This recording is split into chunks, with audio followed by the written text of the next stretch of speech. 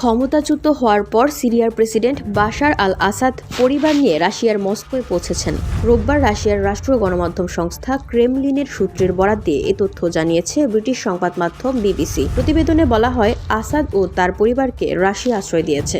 ইন্টারফেক্স news অনুযায়ী, ইন্টারফেক্স news agency নাম প্রকাশে অনিচ্ছুক সূত্রের বরাত দিয়ে বলেছে, সিরিয়ার প্রেসিডেন্ট আসাদ মস্কোতে পৌঁছেছেন। রাশিয়া তাদের মানবিক কারণে আশ্রয় দিয়েছেন। এর আগে সিরিয়ার রাজধানী দামেস্ক দখল করে মুক্ত ঘোষণা করেন বিদ্রোহীরা। রোববার তারা দামেস্ক দখল করে প্রেসিডেন্ট বাশার আল আসাদ সরকারের পতনের ঘোষণা দিয়েছেন। আল জাজিরার প্রতিবেদনে এ তথ্য জানানো হয়েছে। বিদ্রোহীরা এক বিবৃতিতে বলেছেন, অত্যাচারী বাশার আল আসাদ পালিয়ে গেছেন। আমরা দামেস্ককে অত্যাচারী বাশার আল আসাদের হাত থেকে মুক্ত ঘোষণা করছি। বিদ্রোহীদের তোপের মুখে দেশ ছেড়ে ইরাক পালাচ্ছে সিরিয়ার প্রেসিডেন্ট বাশার আল আসাদের সেনাবাহিনী। এর মাধ্যমে প্রায় 2 দশক ধরে চলা সিরিয়ায় বাশার আল আসাদের সরকারের পতন হয়। ক্ষমতাচ্যুত হওয়ার পর তার অবস্থান নিয়ে নানা গুঞ্জন দেখা দেয়। অবশেষে তার অবস্থানের কথা জানা গেল।